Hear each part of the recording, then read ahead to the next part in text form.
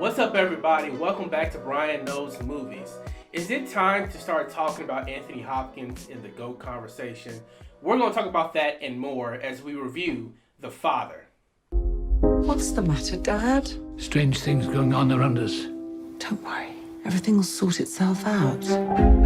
Saw it in his eyes, didn't know who I was. It was like I was a stranger to him. Just did something to me. I don't know what she's cooking up against me, but she's cooking something up. What are you talking about, Dad? I'm not leaving my flat! I am not leaving my flat! This week, we are reviewing The Father, which was a critical hit at Sundance last year, but is just now receiving its theatrical release. The Father is about an elderly man, Anthony, who is struggling with dementia. It's also about his daughter, who is trying her best to find some solutions for her father to have home health care. As Anthony's condition worsens, he repeatedly refuses the help that Anne is trying to get him.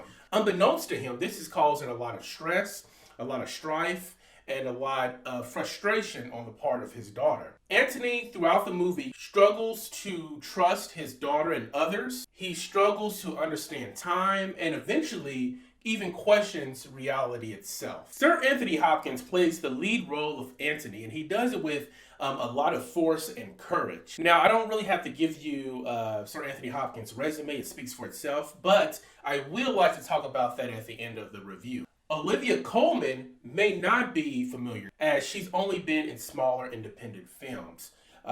Even though she's won the Academy Award for Best Actress for The Favorite, and she's been in critical successes such as The Lobster, she's not a big box office draw, so you wouldn't have seen her in summer blockbusters and bigger films in the past. In fact, you probably know her the best from The Crown. There's some minor characters throughout the movie as well that have a little bit of screen time, but the film really rests on the performances of Anthony Hopkins and of Olivia Colman. This movie pulls no punches. You are really in the shoes of a family that's dealing with this mental disease and dementia throughout the entire film. Now, I'm not really familiar with the work of the director, Florian Zeller. I haven't seen any of his previous work, but I really like his style. What he does throughout the film to help to disorient you is he uses focus and blur very effectively. As Anthony's character deals with the confusion of the spaces that he's in, and also when Anthony's character has a moment of clarity, you see things go in and out of focus to mirror the emotions and the mental space that Anthony's character is in. So you find yourself being just as disoriented as Anthony throughout the film. There's also a really great use of space. Anthony is believing that he's in his flat for most of the movie and is confused by the subtle differences in that space. This is because he is moving back and forth through time in his flat and his daughter's flat where he has to move in because of the disease. The layout of those apartments are very similar, but you can tell by the decor, about the placement of furniture and art pieces, that there's something that's different. You just can't put your finger on it from flat to flat, and that continues to make you even more disoriented alone with Anthony. Anthony Hopkins' portrayal of this character, Anthony, in this movie is nothing short of brave and exceptional. It's not lost on me that he plays a character that is struggling with dementia while he's in his 80s. It makes me wonder how affected he might have been playing this role, wrestling with a character that may represent who he may become in the future. Hopkins really commits to this role. He shows the confusion, the paranoia, and even the meanness that can be associated with people who are struggling with dementia. I'm going to outlive you. Both of you. I don't know about you, but my daughter, yes. Yeah. In fact, I'm going to make a point about it. I'm going to inherit from her, not the other way around. And the day of her funeral, I shall give a little speech to remind everyone how heartless and manipulative she was. I'm so sorry about this. Why? She understands perfectly.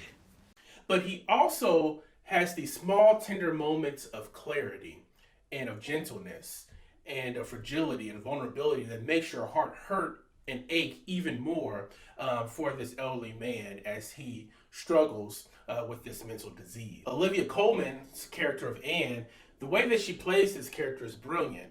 You really see her being earnest in trying to deliver the wishes of her father, who wants to remain independent and stay at home as much as possible. But you also see her feel this guilt for being a little upset that she has to carry this burden on her own. There are certain aspirations that she has that she cannot pursue without having guilt of leaving her father in this dire situation. The great thing about Olivia Colman's acting is it's all in the eyes. You can see the frustration and the hurt and the pain and the anger in her eyes, even when she's smiling and laughing and trying to console her father. And it makes you wonder, how do you get to a space to where you have to hold all those emotions to yourself? Your heart hurts for her just as much as it hurts for Anthony as he deals with his own dementia. So what's the verdict? Should you see it, stream it, or skip it?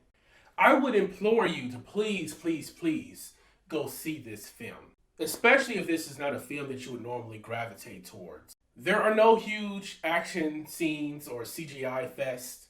There's very little comedy within this film.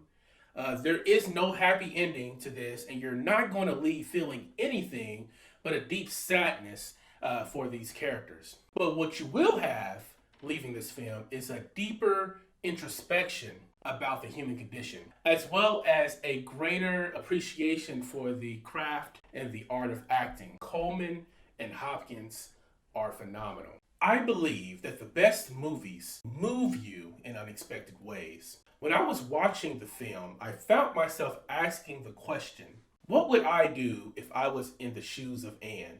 How horrifying and heartbreaking that would be. You are going to have a deeper appreciation and empathy for those families who are struggling with Alzheimer's and dementia. I, like you, know friends and family members who have had to take care of loved ones who are struggling with dementia.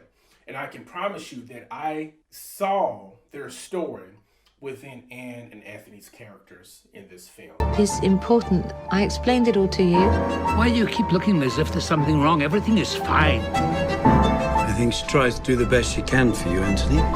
Everything will be all right. I promise you. One other thought I had leaving this film was a question. Has Sir Anthony Hopkins become underrated? The reason I ask that is because when we talk about the GOATs, or the greatest actors of the past 30 years, we often talk about Denzel and Hanks and Daniel Day-Lewis and Leonardo DiCaprio and a few others before the name of Sir Anthony Hopkins ever comes up, which I don't think is fair. If you look at his career, he has been killing the game since 1991 when he won the Academy Award for Best Actor for Silence of the Lambs. Every portrayal that he's had since then, in my opinion, has been nothing short of phenomenal. Yes, he's been in some bad films, but so have some of those other actors as well.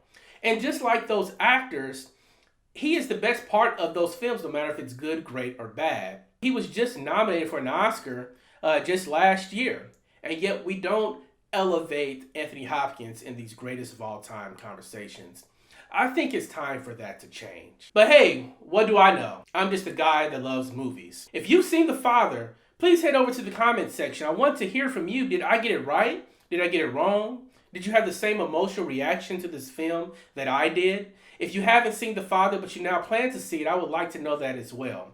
Finally, feel free to share your top 5 actors of the past 30 years, and if Sir Anthony Hopkins would make that list. Please remember to like, share, and subscribe. Thank you, and I'll see you at the theaters next week.